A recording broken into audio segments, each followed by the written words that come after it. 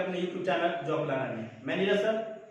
दोस्तों, मैंने पिछले क्लास में रेलवे एनटीपीसी पर आधारित यानी रेलवे एनटीपीसी के एग्जाम में जो प्रश्न पूछे जाने वाले हैं, यानी कंफर्म तो मैं नहीं बता सकता कि कौन सा प्रश्न पूछा जाएगा, लेकिन इस टाइप के प्रश्न पूछे जाएंगे वही मैं आपको डील करा रहा हूं। मैंने पिछले क्लास में भी 6 क्वेश्चन को डील कराया था, आज भी मैं उसी टाइप से दूसरे क्वेश्चन को डील करा रहा हूं जो आपके एग्जाम के व्यू से काफी महत्वपूर्ण है, या वह एनटीपीसी का एग्जाम हो या ग्रुप डी का एग्जाम हो। तो देखते हैं आज का क्वेश्चन।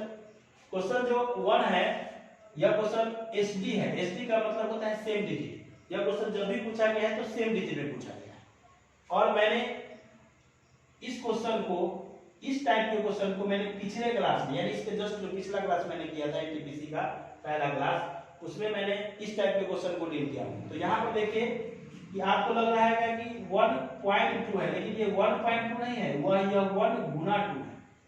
ठीक है, इस प्रकार के क्वेश्चन में ये सब गुना होता है, ये गुना का निशान होता है। ठीक है, तो मैंने कहा था पिछले क्लास में कि यहाँ पर जो नीचे वाला जो अंक होता है उसको कितना पार्ट में बनाना होता है, जब 2 पार्ट में। तो यहाँ तो पहले से 2 पार्ट बना हुआ है, इसलिए इसको बनाने की जरूरत है नहीं, और यह क्वेश्चन पहले से आसान है। तो 2 पार्ट में बनाना होता है, फिर उस दोनों का क्या ज्ञात करना होता है, अंतर। और अंतर कितने का है, 1 का है, और अंतर इसका 1 का है, और ऊपर में भी क्या मौजूद है, 1 मौजूद है। तो फिर आपको सिर्फ कुछ करना तो है नहीं, सिर्फ माइनस ही करना है। जो कॉमन से कॉमन रहेगा उसको क्या कर देना है, हटा देना है। तो बचेगा यहाँ से क्या, यहाँ पहला टर्म यही है, तो बचेगा यहाँ से 1 बाई, नीचे में क्या है 1, ऊपर में हमेशा 1 ही लिखेंगे और नीचे में जो है उसको लिखेंगे, और यहाँ से कौन सा कट जाएगा, तो n कट जाएगा। ठीक है, अगर ये लगातार कटने लगे तो कौन सा कट जाएगा, n, और नहीं तो पहला टर्म और लास्ट टर्म के हिसाब से आप देखते हैं, तो अगर पहला टर्म का बाद वाला कट गया है तो लास्ट वाले टर्म का पहले वाला कट जाएगा। ठीक है, तो बचेगा कौन, बाद वाला। तो बाद वाला बचेगा तो ये माइनस में लिखाएगा, बाद वाला को हमेशा माइनस में लिखेंगे अगर ये प्लस वाला क्वेश्चन हो तो n+1। ठीक है, अब इसको हम लोग सॉल्यूशन कर सकते हैं। तो क्या हो जाएगा इसका, n+1 एलसीएम हो जाएगा, यहाँ हो जाएगा n+1 -1, 1 से 1 कट जाएगा, यानी n/n+1। अब अगर इसका मान पूछ दिया जाता कि बताइए इसका जो मान है वह 1 से कम है या 1 से ज्यादा है या 1 के बराबर है, तो आप देख सकते हैं कि n का मतलब यहाँ पर अगर हम लोग n का मतलब क्या रखें, 1 रखें n का मतलब, तो यहाँ इसका पूरा का मान क्या हो जाएगा, तो पूरा का मान हो जाएगा 1/2। अगर n का मान 2 रखे तो ये हो जाएगा 2/3। यह सब जो फ्रैक्शन है यह 1 से क्या है, कम ही है, इसलिए इसका आंसर अगर ऑप्शन में ऐसे दिया हुआ है कि इसका पूरा का मान क्या होगा, तो इसका आंसर होगा यह, इसका मान जो होगा वह 1 से क्या होगा, कम होगा। ठीक है, दूसरा क्वेश्चन देखिए, √3 + √4, यहाँ पर रूट में दिया गया है। तो सबसे पहले ये जानिए आप कि सबसे पहले इसमें जो बड़ा टर्म है उसको पहले लिखना पड़ता है और छोटा टर्म को बाद में, लेकिन यहाँ पर क्या लिखा गया है, छोटा टर्म को पहले और बड़ा टर्म को बाद में। तो सबसे पहले आप इसको क्या कर लेंगे, सही कर लेंगे। आप इसको लिख सकते हैं, बड़े टर्म को पहले लिखना है और छोटे टर्म को बाद में, बड़े टर्म को पहले और छोटे टर्म को बाद में लिखिएगा तो क्वेश्चन बनाने में आसानी होगी। आप ऐसे भी क्वेश्चन को बना सकते हैं, लेकिन बड़ा टर्म को पहले और छोटा टर्म को बाद में लिख के बनाइए तो क्वेश्चन आपके लिए ज्यादा आसान होगा। प्लस डॉट डॉट डॉट यहाँ लिख सकते हैं 100 और प्लस। ठीक है, अब आपको मालूम है कि नीचे में रूट है, तो नीचे में रूट को हम बर्दाश्त नहीं कर पाते हैं, क्योंकि नीचे में रूट को बर्दाश्त नहीं किया जाता। तो आप ये जानते ही होंगे कि अगर 1/√2 नीचे में अगर है तो इसका क्या कहते हैं, नीचे वाले ऊपर वाले को अंश बोलते हैं, नीचे वाले को हर, तो इसका हर परिमेयकरण करते हैं। तो हर परिमेयकरण में क्या होता है, रूट को हटाने के लिए किसी √2 से ऊपर गुना होता है, तो √2 से क्या है नीचे, और इसको √2 क्या लिख सकते हैं, 2 लिख सकते हैं। ठीक है, तो इसी प्रकार से ये नीचे रूट है, तो इसको अगर हर परिमेयकरण के द्वारा हटाया जा सकता है, तो कैसे हटाएंगे, तो 1/√4 + √3 है, इस दोनों में रूट है ना, इसको गुना करना है √4। यहाँ पर देखिए ये दोनों टर्म आएगा, यहाँ पर √3 भी आएगा, लेकिन यहाँ साइन चेंज करने के बाद आएगा, यहाँ प्लस रहेगा तो यहाँ माइनस लिखेंगे, यहाँ माइनस रहेगा तो क्या लिखेंगे, प्लस लिखेंगे। यहाँ माइनस, ऊपर में जो लिखे हैं वही चीज क्या लिखेंगे, नीचे में लिखेंगे। तो ये तो हो जाएगा √4 - √3, और ये बताइए, ये हो गया, ये a है,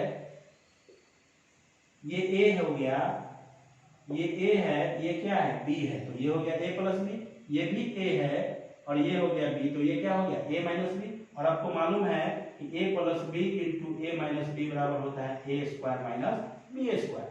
a स्क्वायर b स्क्वायर का मतलब क्या हो गया, रूट 4 का स्क्वायर माइनस क्या, रूट 3 का स्क्वायर। रूट 4 का स्क्वायर का मतलब 4 और रूट 3 का स्क्वायर का मतलब 3, यानी 4 में से 3 गया, कितना बचेगा, 1 बचेगा नीचे में। तो जब नीचे में 1 बचेगा तो सिर्फ हम लोग क्या लिखेंगे, रूट 4 माइनस रूट 3, यानी इस पूरे के बदला में हम लोग लिख सकते हैं रूट 4 माइनस रूट 3। तो देख लीजिए यहाँ पर प्लस था तो सिर्फ क्या लिख दिए ऊपर में, ये नीचे था तो इसको ऊपर लिखने में क्या कर दिया, इसका प्लस था तो क्या लिख दिया, माइनस लिख दिया। क्यों, तो अब कोई भी इसको भी हम लिख सकते हैं, क्या लिख सकते हैं इसको, रूट 5 माइनस रूट 4 हो गया। और इसके स्क्वायर का अंतर नीचे में लिखा था, तो इसका स्क्वायर, तो 4 का स्क्वायर, रूट 4 का स्क्वायर 4 और रूट 3 का स्क्वायर 3 और उसका अंतर कितने का, 1 का, तो 1 ही आएगा। यहाँ भी क्या आएगा, 1 का अंतर आएगा, तो 1 लिखेंगे या नहीं लिखेंगे चल जाएगा। यहाँ से भी आगे लिखना चाहे तो क्या लिख सकते हैं, रूट 6 माइनस रूट 5। उसी प्रकार से अगला जो टर्म होगा ये क्या लिख सकते हैं, इसको रूट 100 माइनस रूट 99 हो गया। अब आपको देखना है, ये पहला टर्म है और ये कौन सा टर्म है, लास्ट टर्म। बनाना सिर्फ आपको इसी से होता है। यहाँ देख लीजिए कि कौन सा इसमें से कटेगा, तो ये रूट 4 कटेगा, तो ये प्लस में और ये क्या है माइनस में।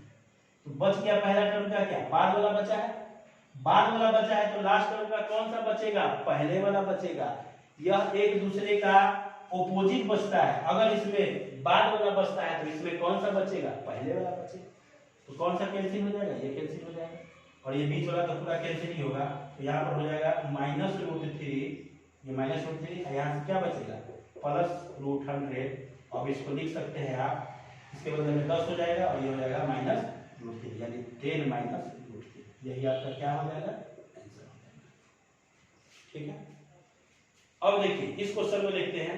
अगला क्वेश्चन 1/2 प्लस में भी है, फिर माइनस आ गया, फिर प्लस आ गया, फिर माइनस आ गया, और कितना टर्म तक लेना है, 34 टर्म तक लिखना है। इसी ऐसे करके कि कितना टर्म तक लिखा गया है, 1 2 3 4 5 6 7 8 9 टर्म तक तो लिखा गया है। और इसी प्रकार से कितना टर्म तक लिखना है, 34 टर्म तक लिखना है और उसके बाद उसका सॉल्यूशन करना है। तो देखिए इस प्रकार का जब क्वेश्चन होगा तो इस प्रकार का क्वेश्चन में कहीं ना कहीं रिपीटेशन होता है, यानी कोई ना कोई टर्म रिपीट करता है, वहां से रिपीट होना शुरू हो जाता है। इस प्रकार के क्वेश्चन को ऐसे ही बनाते हैं, रिपीट होना शुरू हो जाता है। देखते हैं 1/2 पहला टर्म है, तो पहला टर्म से रिपीट कर रहे हैं, देखते हैं। चलिए 1/2 तो आ गया, लेकिन ये प्लस में था, ये किसमें आ गया, माइनस, तो रिपीट नहीं किया। रिपीट करने का मतलब है सब मिल जाना, ये प्लस में है तो प्लस में भी होना चाहिए। तो देखिए 1/2 यहाँ से भी आ गया। चलिए 1/2 यहाँ 1/3, उसके बाद क्या है 1/3 प्लस में है, उसके बाद -1/4 तो -1/4, यानी इसके बाद अगर कोई टर्म आता तो क्या आता, -1/4 आता है। यानी कहाँ तक रिपीट किया है, यहाँ तक। ये यही टर्म बार बार क्या करेगा, रिपीट करेगा। कितने टर्म तक रिपीट करेगा, 34 टर्म तक रिपीट करेगा। तो बताइए हम लोग सिर्फ पहले इतना ही का मान निकालते हैं, ठीक है। तो इतना का मान में देखिए 1/4 माइनस से 1/4 प्लस हो गया, 1/3 से 1/3, एक माइनस एक प्लस कर दिया, 1/2 से 1/3, यानी इसका मान क्या हो गया, 0। यानी 6 टर्म में 6 टर्म तक क्या मान हो गया, 0 हो गया मान। क्या हो गया मान, 1 2 3 4 5 6। तो फिर अगला 6 टर्म तक 0 हो जाएगा, फिर उसके बाद में 6 टर्म तक 0 हो जाएगा। तो ऐसा टोटल कितने टर्म तक 0 होगा, तो 6 से भाग देंगे 34 से, 6 पंचे 30, यानी ये 6 टर्म का कितना ग्रुप बना है, एक ग्रुप बना है। तो ऐसा कितना ग्रुप बनेगा, 5 ग्रुप बनेगा। कैसे जानेंगे, तो इस 6 से भाग देंगे, जितना टर्म में 0 हुआ है उसी से भाग देंगे 34 में, तो 6 पंचे 30, 30 टर्म तक कितना हो जाएगा, यानी 6 गुना 5, यानी 30 टर्म तक इसका मान क्या हो जाएगा, 0 हो जाएगा। तो जब 30 टर्म तक 0 हो जाएगा तो बच जाएगा कितना टर्म, 4 टर्म बच जाएगा। और 4 टर्म का मतलब कौन सा 4 टर्म बचेगा, तो यही पहला, दूसरा, तीसरा, क्योंकि रिपीट तो यही से कर रहा है ना। तो पहला बचेगा, दूसरा बचेगा, तीसरा बचेगा, चौथा बचेगा। तो आपको 1/2 प्लस 1/3 -1/4 और -1/2 यही तो बचेगा। अब इसी को हल करेंगे वही आंसर आ जाएगा। बताइए 1/2 से 1/2 कैंसिल हो जाएगा, तो बच गया इतना ही ना, और इतना का कैंसिल हो जाएगा, इतना कैंसिल हो जाएगा, 12 एलसीएम हो जाएगा, 3 × 12 4 -3, यानी इसका आंसर हो जाएगा 1/12, यानी 1/12। समझ में आया? तो इस टाइप का जो भी क्वेश्चन होगा, या 34 टर्म तक लिखा हो, 40 टर्म तक लिखा हो, तो पहले आपको देखना है कि कितना टर्म से रिपीट कर रहा है। तो रिपीट जितना टर्म से करेगा उसका पहले हम लोग क्या निकालेंगे, मान निकालेंगे। तो उसका मान अगर 0 आ गया है तो कितना टर्म तक 0 आ गया, 6 टर्म तक, तो 6 के गुणज में जहां तक जाएगा यहाँ पर जो लिखा होगा उसको 6 से भाग दे देंगे। अगर 7 टर्म तक 0 आएगा तो 7 से भाग देंगे, अगर 5 टर्म तक 0 आएगा तो 5 से भाग देंगे। उसका जो शेष बचेगा बस उतना ही टर्म का काम करना है, और उसी टर्म से क्या आएगा, आपका आंसर आएगा। ठीक है, अब हम लोग अगला प्रश्न देखते हैं। तो अगला प्रश्न देख सकते हैं आप बोर्ड पर, ये प्रश्न है और इसको हल करना है। तो हल करना है तो आपको दिख रहा है कि ये प्लस में आते जा रहा है, और भी आ सकता है यहाँ पर अगर डॉट डॉट करके लिखा है तो यहाँ डॉट डॉट नहीं, यहाँ लिमिटेशन रहता है। इस क्वेश्चन में हमेशा क्या रहता है, लिमिटेशन रहता है। तो आपको इस क्वेश्चन को ऊपर से नहीं, आपको क्वेश्चन को कहाँ से बनाना होता है, तो नीचे से बनाना होता है। तो नीचे का मतलब क्या, ये फ्रैक्शन का जोड़ है, तो फ्रैक्शन का जोड़ का मतलब यहाँ क्या है, 1/, यानी आपको पहले बनाना है 1 + 1/8 का मान निकालना है। ठीक है, नीचे इतना का मान निकालना है। तो इतना का मान निकालिएगा तो 8 और ये कितना आ जाएगा, 9/8 हो जाएगा। तो इस पूरा का मान आ गया कितना, 9/8 हो गया, 9/8। अब इसको देख सकते हैं आप यहाँ पर, जैसे 1/2 + 1, और इस पूरे का मान कितना आ गया, 9/8, तो 9/8 मैंने लिख दिया। ठीक है, तो आपको मालूम है कि ये 8 कहाँ चला जाएगा, ऊपर चला जाएगा, तो ये हो जाएगा 1/2 + 8/9 हो जाएगा। ठीक है, अब ये हो जाएगा क्या, 9 × 2 = 18, 18 कितना, 26/9। तो आप इसको लिख सकते हैं 1/26/9, यही होगा। अब आपको मालूम है कि ये 9 कहाँ चला जाएगा, ये 9 ऊपर चला जाएगा, तो 9 कितना हो जाएगा, 26। यही आपका क्या हो जाएगा, आंसर हो जाएगा। यही आपका क्या हो जाएगा, आंसर हो जाएगा। तो आप इसको इतना अब सोल्व नहीं करेंगे, आप इसको क्या करेंगे कि आप एक ट्रिक के माध्यम से भी देख सकते हैं। तो आपको पहले नीचे का करना है, तो 1 + 1/8 का मतलब क्या हो गया, 9/8। इस पूरे को 9/8 लिख दिया मैंने। तो 9/8 को क्या कर लेना है, पलट लेना है। तो ये इस पूरा का मान हो जाएगा कितना, 8/9। ये 9/8 को पलट दिए क्योंकि ऊपर में 1 है, तो 8/9। अब 9 × 2 = 18, 18 क्या, 26/9। तो किसका मान हो गया, 26/9। इसका मान हो गया 26/9। तो ऊपर में 1 है ही, तो इसको क्या कर लेंगे, पलट लेंगे, तो आंसर हो जाएगा 9/26। इसी प्रकार से इस क्वेश्चन को बनाया जाता है। ठीक है, तो इस क्वेश्चन के आधार पर ये भी क्वेश्चन है। तो देखिए यहाँ पर आपको कैसे करना है, ये 9/26 लिखा गया है यहाँ पर, और सेम क्वेश्चन है। तो यहाँ से आपका यह पूछ रहा है कि a + b + c का मान क्या होगा, यानी यह फॉर्म दिया गया है a + b + c का मान पूछ रहा है। ठीक है, तो इस क्वेश्चन को भी इसी फॉर्म में बनाना होगा। तो बनाएंगे कैसे, राइट से बनाएंगे। तो पहले इस फॉर्म में बनाने के लिए पहले ऊपर में क्या लिखेंगे, 1 लिखेंगे, और फिर उसके बाद क्या लिखेंगे, इसी 9/26 को लिखेंगे। तो 9/26 बताइए, 9/26 लिख सकते हैं। तो अब बताइए क्या हो जाएगा, क्या हो जाएगा, ये 26 को ऊपर और 9 को नीचे, क्योंकि आप ये 1 और आप जानते हैं कि 9/26 आना चाहिए, तो इसको 26/9 लिखेंगे तब ना ये 9 ऊपर चला जाएगा और 26 नीचे रह जाएगा। तो अगर 1 यहाँ ऊपर में 1 अगर लगाए हैं खुद से 1 लिखे हैं, तो ये भी क्या हो जाएगा, पलट के यहाँ पर लिखाएगा, तभी तो इसको जब सोल्यूशन करेंगे तो 9/26 ही आएगा। क्योंकि मैंने कहा है कि आपको कुछ भी करे क्वेश्चन, अगर उसको फिर कैलकुलेशन करने तो फिर वही आना चाहिए, तो ऐसे कर सकते हैं। अब बताइए इस फॉर्म में बनाने के लिए 1/, अब क्या कर सकते हैं, इसी फॉर्म में बनाना है। तो 9 × 2 = 18, यानी 2 बार में लगेगा, 2 प्लस क्या आ जाएगा, 9 × 2 = 18, कितना बच गया, 8, 8/9 लिख सकते हैं ना। या 26/9 को क्या आप लिख सकते हैं, 26/9 में से 2.8/9, और 2.8/9 को आप लिख सकते हैं 2 + 8/9। बात एक ही है, तो इसलिए मैंने 2 + 8/9 लिख दिया। ठीक है, अब आपको मालूम है कि अब ये तो हो गया यहाँ से, यहाँ पर आगे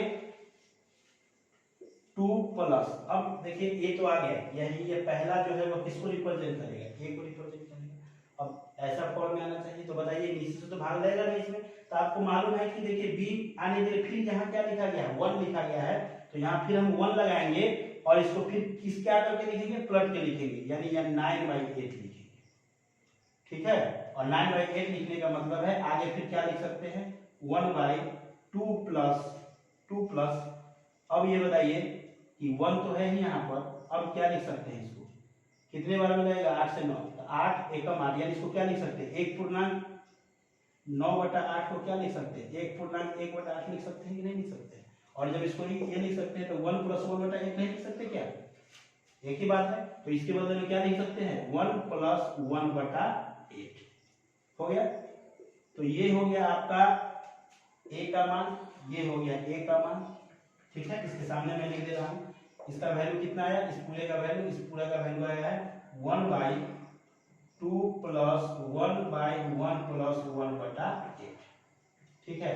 तो ये हो गया a का मान, ये हो गया b का मान, और ये लास्ट वाला हो गया c का मान, ठीक है। और इसी तीनों का a + b + c पूछ रहा है, तो इस तीनों को क्या कर देंगे, जोड़ देंगे, 8 और 2 10 और 1 कितना, 11, यानी a + b बराबर हो जाएगा, a का मान कितना आया है, a का मान आया है 2, a के सामने 2, b का मान कितना आया है, तो b का मान आया है 1 और c का मान 8, 8 2 10 से कितना हो जाएगा, 11, ठीक है। आप चाहें तो ऐसे ना बना के आप इसको एक ट्रिक के माध्यम से भी बना सकते हैं। तो कैसे ट्रिक के माध्यम से बनाएंगे, यहाँ देखते हैं यहीं पे इस ट्रिक को, इस क्वेश्चन को ट्रिक के माध्यम से। तो सबसे पहले लिखा गया है 9/26। तो क्या करेंगे, इसको पहले पलट लेंगे, क्योंकि पलटने के बाद ही कोई काम होगा। इसको हम लिख सकते हैं, इसको पलट के लिखना है, इसको क्या समझना है, 26/9, ठीक है, पलट के लिख लिए। अब देखिए 9 दूना 18, 2 पूर्णांक कितना हो गया, 8/9, तो ये किसका मान आ गया, a का मान। अब a का मान आ गया तो किससे बनाना है, इससे बनाना है, तो फिर इसको क्या कर लेना है, पलट के लिखना है, 9/8 हो गया। अब फिर यहाँ से पूर्णांक भी टूटेगा तो 8 एकम 8, यानी इसको लिख सकते हैं हम 1/1/8, तो ये हो गया क्या, b का मान। और अब इसको b का मान हो गया, तो जब b का मान निकल जाएगा तो उसी समय किसका मान भी निकल जाएगा, c का मान भी, लास्ट भी निकल जाएगा, क्योंकि लास्ट और उससे एक पहले वाला जब जस्ट होता है, अगर d तक होता तो c और d साथ में निकल जाता, c तक है तो b और c क्या निकल गया, साथ में निकल गया। तो a का मान हो गया 2, b का मान हो गया 1 और c का मान हो गया 8। तो आप जोड़ सकते हैं a + b + कितना हो जाएगा। तो दोस्तों आज आपने एनटीपीसी में जो क्वेश्चन आपके एग्जाम के लिए इंपॉर्टेंट है, आप उस क्वेश्चन को देखें।